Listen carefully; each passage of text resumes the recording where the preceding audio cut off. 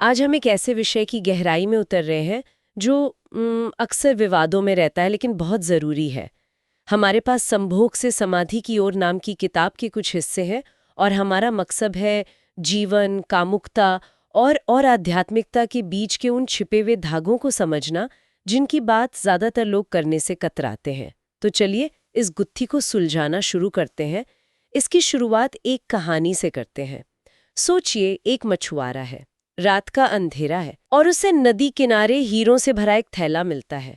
वो उसे कंकड़ पत्थर समझता है और मजे मजे में एक एक करके नदी में फेंकना शुरू कर देता है। फेंकते फेंकते सुबह हो जाती है, सूरज निकलता है और जब वो आखिरी पत्थर फेंकने वाला होता है तो सूरज की रोशनी में उसे पता चलता है कि उसके हाथ में पत्थर नहीं, एक बेशकीमती हीरा है। सोचकर देखिए उस मछुआरे को कैसा लगा होगा। क्या हम भी अपनी जिंदगी के साथ कुछ ऐसा ही तो नहीं कर रहे? ये कहानी इस पूरी चर्चा की नींव है। बिल्कुल जी। इस किताब का जो मूल दर्शन है वो यही है कि जीवन एक बहुत बड़ा खजाना है, लेकिन ज्यादातर लोग उसे पत्थर समझकर ही मतलब गवा देते हैं। वो कभी उस सूरज के उगने का इंतजार ही नहीं करते जो उन्हें उस खजाने की असली कीमत दिखा सके। पूरी जिंदगी बीत जाती है और हम अपने हीरे फेंक चुके होते हैं ये जाने बिना कि हमारे पास था क्या।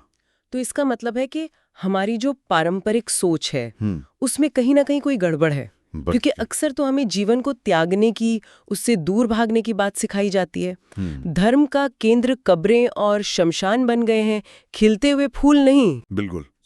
लेखक यहाँ एक बहुत मजबूत दावा करते हैं। वो कहते हैं कि सदियों से हमें धर्म ने जीवन को छोड़ना सिखाया है, उसका त्याग करना सिखाया है, जबकि जरूरत इस बात की थी कि हमें जीवन को जीने की कला सिखाई जाती।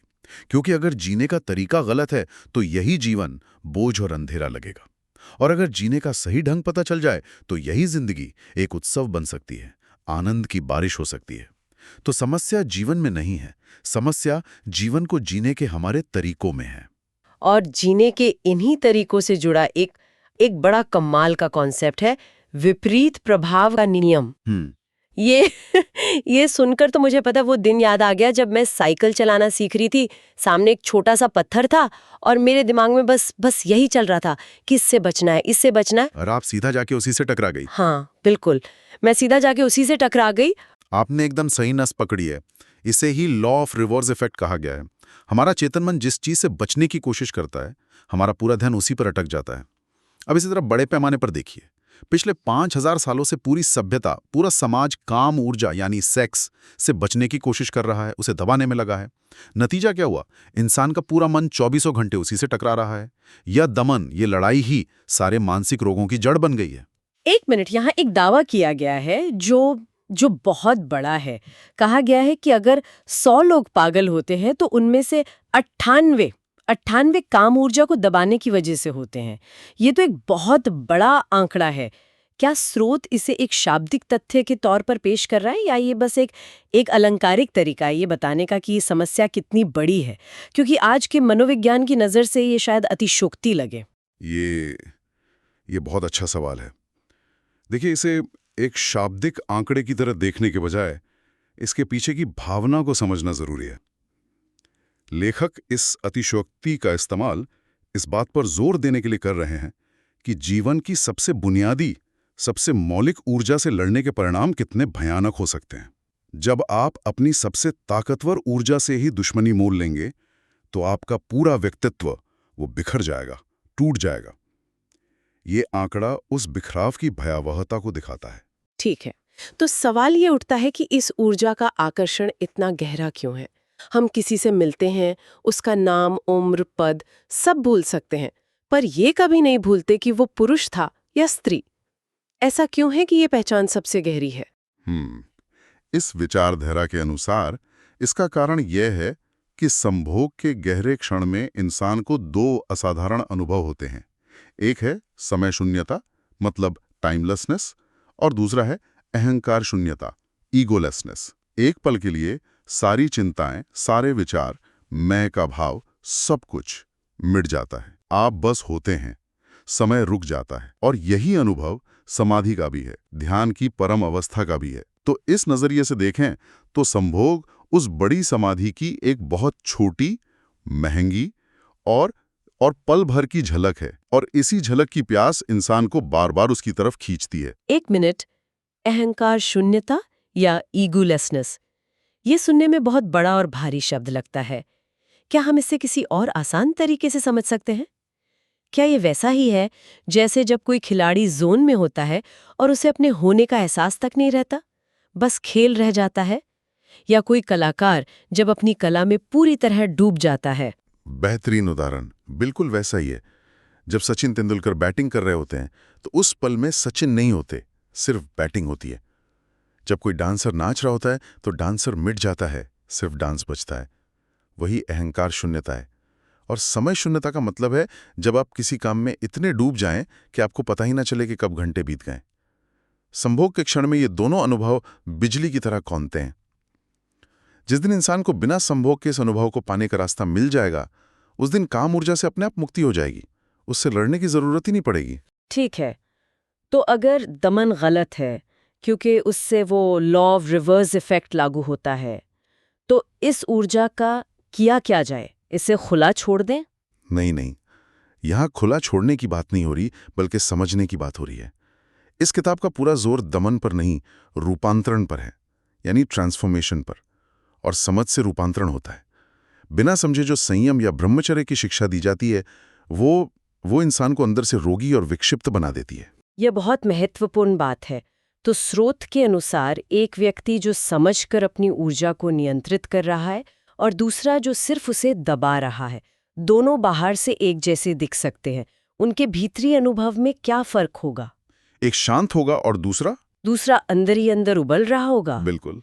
जो दबा रहा है वो एक प्रेशर कुकर की तरह जिसकी सीटी बंद कर दी गई है। वो बाहर से शांत दिख सकता है, लेकिन अंदर एक विस्फोट पल रहा है। जो समझकर रूपांतरण कर रहा है वो उस भाप के इंजन की तरह है, जिसने भाप की ताकत को दबाया नहीं, बल्कि उसे सही दिशा देकर एक इंजन चला लिया। ऊर्जा वही है, बस उसका उपयोग बदल गया। समझने वाला व्यक्ति शांत होगा, आनंदित होगा। दबाने वाला व्यक्ति हमेशा बेचैन, गुस्से में और एक अजीब से तनाव में रहेगा। ठीक है, तो हमें ऊर्जा को दबाना नहीं, समझना है और उसे रूपांतरित करना है। लेकिन क्या सिर्फ बौद्धिक समझ काफी है, या इस रूपांतरण के लिए किसी और तरह की ऊर्जा, जैसे कि भावनात्मक ऊर्जा की भी जरूरत है?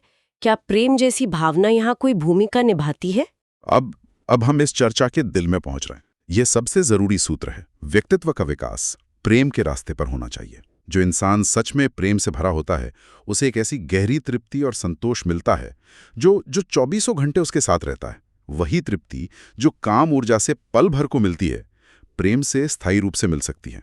ऐसा तृप्त इंसान कामुकता की दिशा में भागता ही नहीं, क्योंकि उसे उससे कहीं बड़ा खजाना मिल गया है। तो क्या प्रेम ही वो सूरज है जिसके निकलने पर हमें पता चलता है कि जिस चीज को हम पत्थर यानी वासना समझ के या तो फेंक रहे थे या उससे लड़ रहे थे, वो असल में हीरा यानी जीवन ऊर्जा है? क्या खूब जोड़ा है आपने। बिल्कुल यही बात है। प्रेम ही वो रोशनी है। लेकिन यहाँ एक शर्त है।